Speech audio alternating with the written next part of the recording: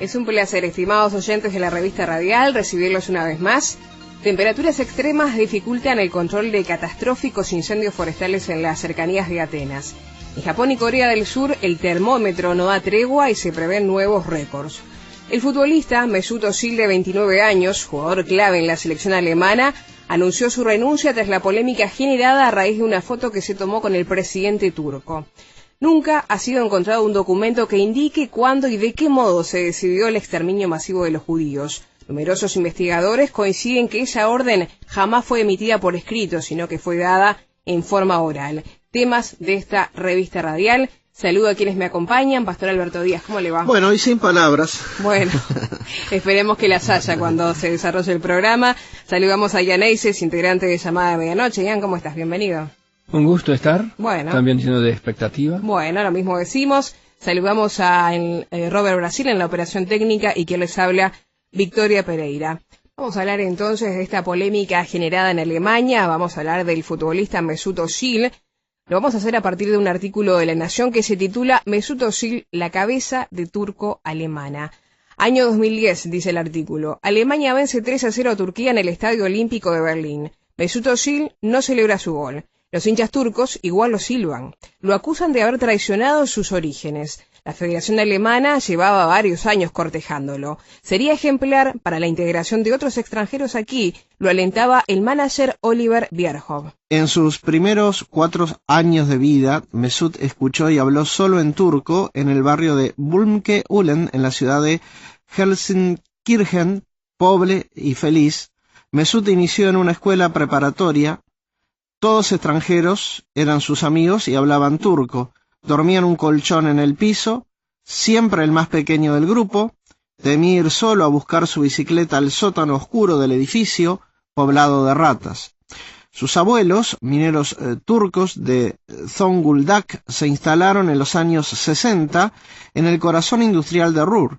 Su padre, Mustafa, y su madre, Gulizar, cuidaron que Mesut jamás perdiera sus raíces otomanas. Su hermano Mutlu lo formó para que aprendiera a jugar en espacios reducidos.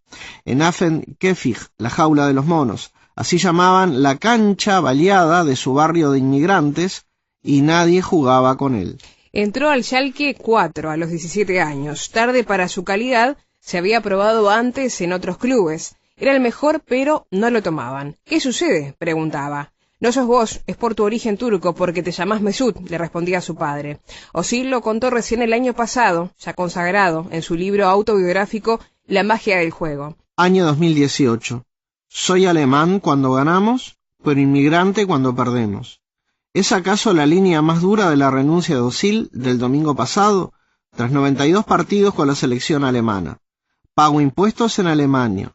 Dono dinero a escuelas alemanas. Recibí el premio Bambi como ejemplo de integración, la hoja de laurel de plata de la República Federal de Alemania, y fui embajador del fútbol alemán con el que gané el Mundial 2014. ¿No soy alemán? ¿Hay criterios para ser alemán que no cumplo? Todo se agravó después de que Özil se fotografió en marzo pasado con Recep Tayyip Erdogan, autoritario presidente reelegido por los turcos, pero villano en Alemania. Mesut, que no canta el himno porque se enfoca rezando el Corán, recordó también que el propio presidente de la Federación Alemana, Reinhard Grindel, dijo en 2004, cuando era legislador, que el multiculturalismo era un mito y una mentira. La carta de renuncia de Özil es una derrota, acaso más dura que la de Alemania en el Mundial. Özil se pregunta ¿por qué tanto odio hacia él? ¿Es porque es Turquía? ¿Es porque soy musulmán? Bueno, con esa expresión del futbolista Mesut Özil es que cerramos por lo menos la lectura de este artículo y vamos a hablar, Ian, de una cuestión que trasciende lo futbolístico, que alcanza ribetes políticos e incluso roza lo que es la polémica existente con respecto al drama de los inmigrantes en Europa. Sí, es una historia con solo perdedores, así lo llamó el ministro del Interior alemán Horst Seehofer.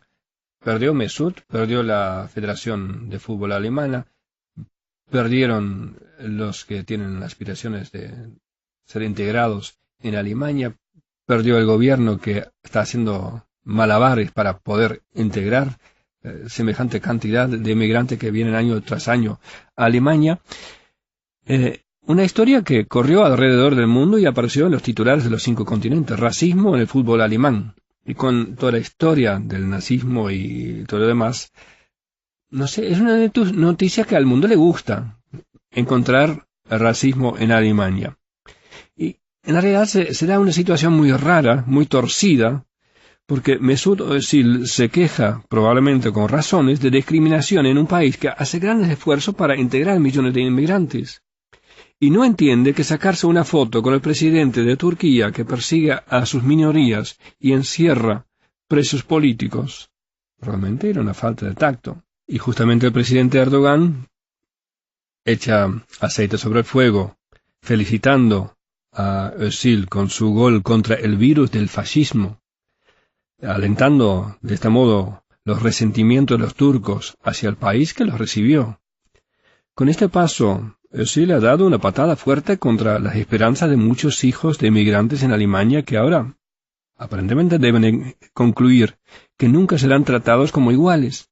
Y sin embargo, justamente el deporte ha sido un factor muy positivo en la integración de muchos jóvenes migrantes. Y yo no quiero decir con esto que toda la culpa es de Özil, que él se dejó usar por la campaña electoral de Erdogan. También la Federación Alemana de Fútbol tuvo su culpa en el manejo poco profesional de esta crisis. Y luego de un largo silencio también lo empiezan a reconocer. En toda esta situación pierde la sociedad alemana, que tiene ya suficiente dificultad para lograr una buena integración de los muchos refugiados, que son realmente muchos, y pierden todos aquellos que están buscando un lugar para ser integrados y aceptados. El tema de la doble nacionalidad, porque ese es el problema acá, es un desafío que nosotros los creyentes deberíamos conocer como ningún otro, porque todos los que somos de Cristo somos ciudadanos del reino de los cielos. Ahora, ¿es esta una razón para descalificarnos como ciudadanos de nuestros respectivos países? ¿Seremos nosotros menos leales que otros? Al contrario, la Biblia nos llama en Filipenses 2:15 a hacer todo sin murmuraciones y contiendas para que seamos irreprensibles y sencillos hijos de Dios, sin mancha en medio de una generación maligna y perversa, en medio de la cual resplandecemos como luminares en el mundo. Y a Romanos 13, versículo 5, nos llama a ser ciudadanos ejemplares, no solamente por la razón del castigo, sino también por causa de la conciencia. No solamente porque nos sirve actuar bien, porque uno evita el castigo portándose bien, o situaciones indeseadas, sino por la propia conciencia. El creyente quiere hacer el bien por el bien mismo, porque es bueno. Y de ese modo, ser ciudadano del cielo te debe hacer un mejor ciudadano de tu país. Salvo en el caso cuando un país te invita a hacer lo malo, que realmente ocurre pocas veces, pero en la historia ha pasado.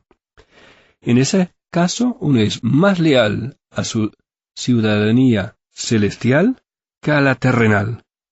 Y esto también es positivo. También es positivo para tu país.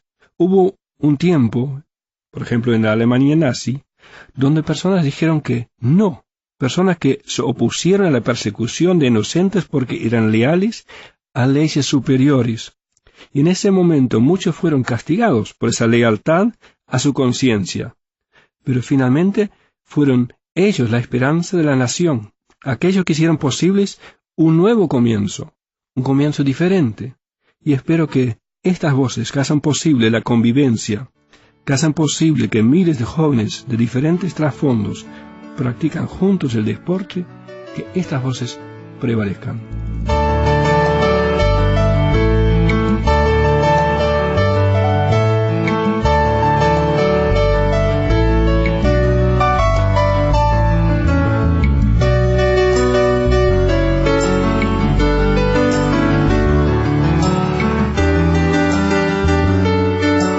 Continuamos adelante en la revista radial. Nos vamos a referir a un tema sensible, a los preparativos de la solución final Este tema lo vamos a tomar del portal yadvashem.org. Nunca ha sido encontrado un documento que indique cuándo y de qué modo se decidió el exterminio masivo de los judíos. Numerosos investigadores coinciden que esa orden jamás fue emitida por escrito, sino que fue dada en forma oral por Hitler o bajo su conocimiento en el verano de 1941. El 31 de julio de 1941, justo hace esta semana 77 años, poco después de la invasión a la Unión Soviética, el mariscal del Reich, Hermann Göring, ordenó al jefe de la Policía de Seguridad, Reinhard Heydrich, que efectúe los preparativos necesarios con objeto de conseguir una solución global de la cuestión judía en las esferas de la influencia alemana de Europa. Paralelamente a la invasión comenzó el asesinato de hombres judíos y poco después el de mujeres y niños. Ya en el verano de 1941, Rudolf Höss, comandante del campo de Auschwitz, había recibido la orden de experimentar con métodos nuevos de exterminio. La idea que se adoptó fue la utilización de cámaras de gas para tal fin. Este método había sido utilizado durante 1939 a 1941 en el así llamado Programa de Eutanasia, durante el cual decenas de miles de discapacitados y enfermos mentales alemanes fueron asesinados. El programa causó un furor público en Alemania, liderado por las iglesias, y fue cancelado oficialmente. Pero la experiencia adquirida sirvió de base para mejorar los métodos de asesinato masivo e hizo posible trasladarlos a los campos de exterminio. El primer experimento de asesinato en masa con gas fue llevado a cabo en Auschwitz en septiembre de 1941. Las víctimas fueron prisioneros de guerra soviéticos. Gas cianhídrico, ciclón B, fue inyectado dentro de un recinto cerrado herméticamente, provocando la muerte de los prisioneros después de un corto tiempo. El 20 de enero de 1942 se realizó en el suburbio berlinés de Wannsee una reunión de suma importancia convocada y dirigida por Reinhard Heydrich, y en la que participaron 16 altos funcionarios y representantes de organismos centrales del Reich alemán. Durante la misma se coordinaron los planes de exterminio entre la Oficina Central de Seguridad del Reich, que dirigía Heydrich, y los ministerios y entidades que debían participar en la ejecución de la solución final. Heydrich hizo mención de 11 millones de judíos comprendidos en el plan nazi para la solución final de la cuestión judía en Europa, así lo decía. El protocolo de la reunión se destacó que con la previa autorización del Führer, la evacuación de los judíos hacia el este reemplaza la emigración. A continuación se creó una red de campos de exterminio en los cuales fueron asesinados más de 3 millones de judíos. Estamos hablando, Alberto, de un hecho que dejó una gran marca en la humanidad, aunque muchos incluso lo niegan, como escuchamos a veces algunos testimonios que dicen que el Holocausto no fue tal. Y no tenés palabras, y no hay palabras para poder expresar o tratar de entender el funcionamiento de estas mentes, cómo llegaron a planificar algo tan espantoso. Y mientras estaba escuchando atentamente este raconto histórico, me vino a mi mente esa palabra del Señor Jesucristo, ¿no?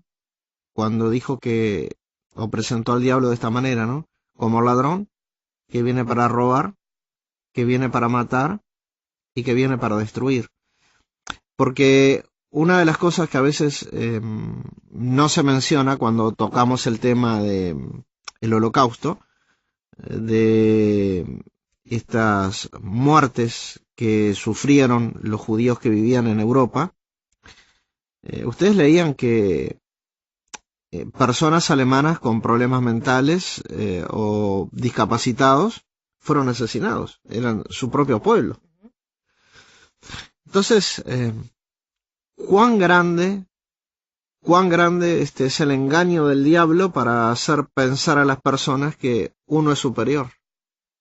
Y de estas cosas tenemos que aprender, de estos cosas que suceden en la historia, tenemos que aprender para no volverlas a repetir.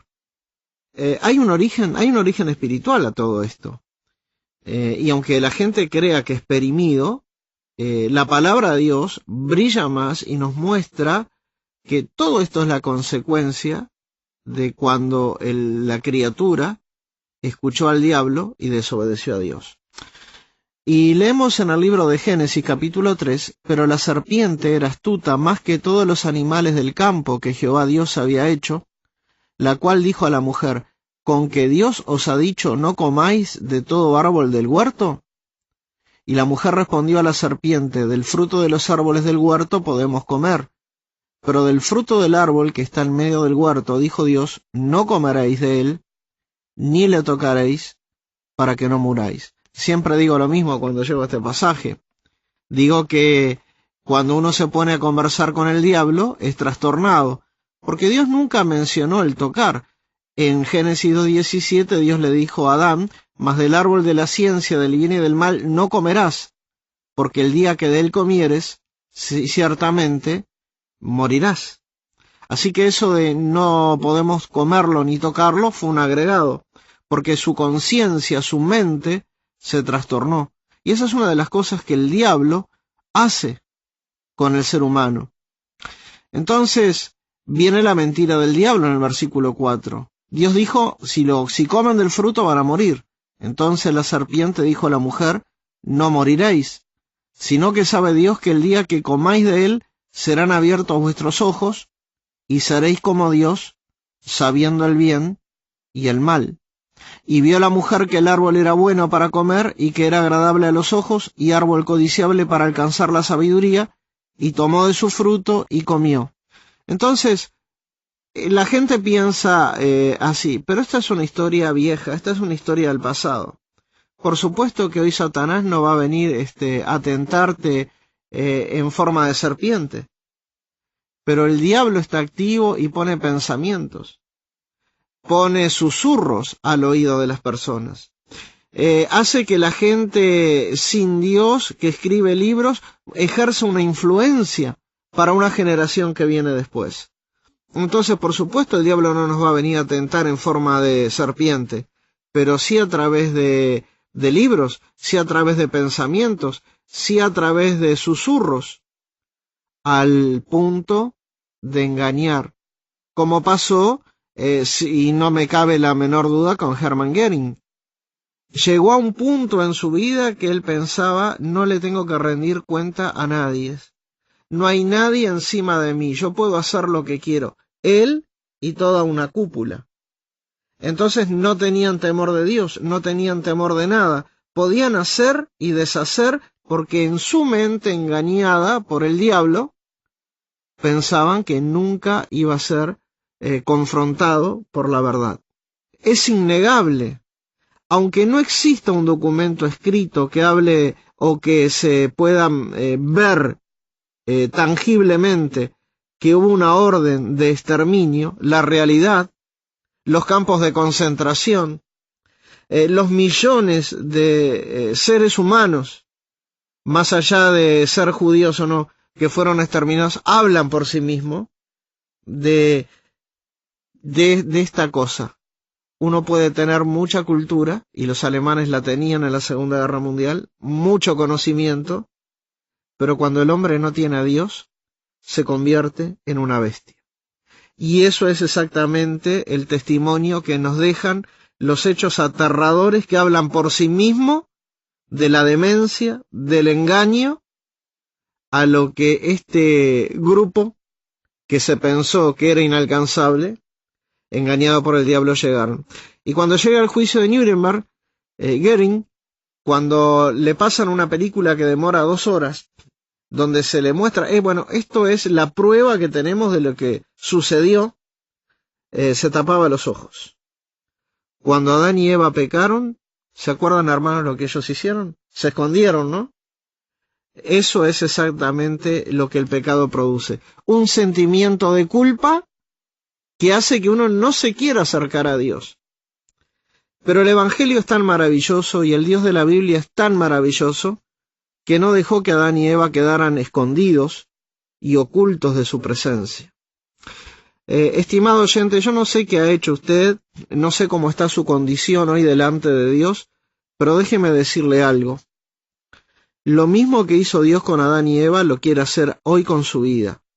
Y es esto: Dios le quiere llamar y le quiere decir a usted que salga de su escondrijo, que salga de su cueva, que venga delante de Dios, que confronte su pecado, que sea sincero, que reconozca, sí, yo pequé, porque es entonces cuando hay esperanza para la humanidad. En tanto que el ser humano no quiera reconocer su pecado, no hay esperanza. Pero gracias a Dios la Biblia dice, si confesamos nuestros pecados, Él es fiel y justo para perdonar nuestros pecados y limpiarnos de toda maldad. Y esto lo dijo un homicida.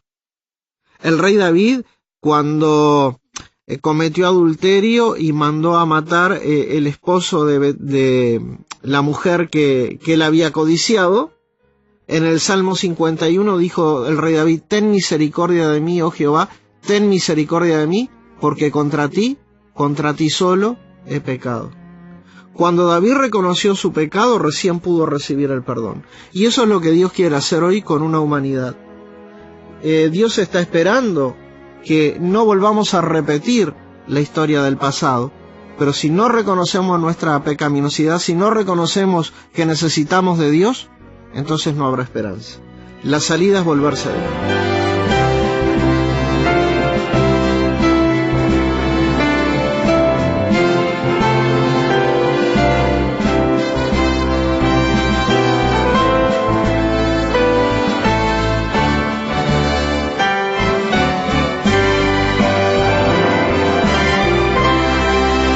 Continuamos en la recta final de la revista radial. Nos vamos a referir a la histórica ola de calor e incendios que causa estragos en Europa y en Asia. Este tema lo vamos a tomar del portal La Tercera de Chile, porque temperaturas extremas están dificultando el control de catastróficos incendios forestales en las cercanías de Atenas, en Grecia, que hasta ahora superan la cifra de 80 muertos y casi 200 heridos. En Japón y Corea del Sur, el termómetro no da tregua y se prevén nuevos récords. Bosques devorados por el fuego, autos carbonizados, casas calcinadas y más de un centenar de víctimas fatales y heridos son solo algunas de las consecuencias de la histórica ola de calor e incendios que por estos días azota simultáneamente a dos continentes, Europa y Asia. Por otra parte, un informe del Sistema Europeo de Información sobre Incendios Forestales informó que Suecia, Noruega, Letonia y Finlandia han sido duramente atacados por las llamas. También, al menos 80 personas murieron en Japón a medida que el país asiático continúa sofocándose en extremas temperaturas. Y por su parte, la Agencia Meteorológica de Corea del Sur predijo que los días calurosos van a continuar a lo largo de julio. Hicimos como una especie ya de resumen de estos fenómenos de altas temperaturas que se han dado en el último tiempo, que están azotando tanto a Europa como a Asia. ¿Podemos hablar del cumplimiento de profecía bíblica acá? Cuando yo leí todas estas noticias, enseguida tuve que pensar en capítulo 16 del libro de Apocalipsis, donde leemos acerca de los juicios de Dios que van a venir sobre la tierra en el tiempo final, y ahí leemos en el versículo 8, el cuarto ángel derramó su copa sobre el sol, al cual fue dado quemar a los hombres con fuego, y los hombres se quemaron con el gran calor, y blasfemaron el nombre de Dios, que tiene poder sobre estas plagas, y no se arrepintieron para darle gloria. Este texto de Apocalipsis nos habla del tiempo de los 7 sellos. Quizás tengo que explicar un poco. En Apocalipsis aparece el Señor Jesús como el único que tiene el derecho de ejecutar juicio sobre la tierra, porque en la tierra no hay justo ni aun uno. Y solamente uno en todo el universo es hallado que tiene la pureza moral como para ejecutar juicio. Y ahí aparece un rollo que algunos lo llaman el documento de propiedad del universo. También este rollo contiene los juicios sobre la tierra y tiene 7 sellos. Y al abrir el Señor Jesús, cada uno de estos sellos aparecen juicios sobre el mundo. 6 olas de juicios que vienen sobre el mundo, y luego llegamos a lo que llamamos la mitad del tiempo de tribulación. La segunda mitad del tiempo de la tribulación está todo comprendida en el 7º sello, que abarca 7 trompetas, también de juicios. La 7ª trompeta abarca 7 copas de ira que serán derramadas sobre la tierra, y de estas 7 la cuarta es este fenómeno que se describe en el versículo 8 del capítulo 16 de Apocalipsis. El calor que vive el hemisferio norte en estos días no es el calor de la tribulación. Este todavía está en el futuro, pero sí nos puede despertar y recordar lo que pronto puede suceder. La Biblia anuncia que en aquellos días la gente no se arrepentirá. La iglesia del Señor Jesús ya estará en las moradas celestiales, porque ella espera a Jesús, dice la Biblia, que nos libra de la ira venidera, justamente de este tiempo de juicio de parte de Dios. Ese día en el cual el Señor Jesús viene para buscar a su iglesia ha sido a través de los siglos la bendita esperanza de los creyentes. También ha sido motivo de burla. ¿Qué pasa con la promesa de Dios? ¿Jesús no iba a venir hace ya mucho tiempo? El apóstol Pedro responde a esta acusación en su segunda carta, capítulo 3. El Señor no retarda su promesa, según algunos la tienen por tardanza, sino que es paciente para con nosotros, no queriendo que ninguno perezca, sino que todos procedan al arrepentimiento. Y ahí estamos de vuelta con lo que nos compartió Alberto. Arrepentimiento. ¿Has aprovechado la paciencia de Dios para pedirle perdón por tus pecados y creer de corazón en el Señor Jesucristo como tu único Salvador? El tiempo que estamos viviendo realmente es un tiempo especial, un tiempo de la paciencia de Dios, un tiempo de oportunidad para ti. O dice el apóstol Pablo, ¿no ves que desprecias las riquezas de la bondad de Dios, de su tolerancia y de su paciencia, al no reconocer que su bondad quiere llevarte justamente al arrepentimiento? Realmente, busca a Dios mientras Él puede ser hallado. Estamos llegando al final del programa. Quiero agradecerle tanto a Ian como a Alberto por los comentarios y reflexiones en este programa, a ustedes por la sintonía, invitarles a escribirnos y a comunicarse con nosotros. Lo pueden hacer por WhatsApp al +598 99000540, reitero, +598 99000540. Si están dentro de Uruguay, lo hacen al 099-000-540. Nos pueden buscar en Facebook, Llamada Medianoche Uruguay, nos identifican por el logotipo en verde, nos pueden escribir a revistaradial@llamadaweb.org o visitarnos en la página www.llamadaweb.org. Será hasta un próximo programa, amigos, que pasen muy bien.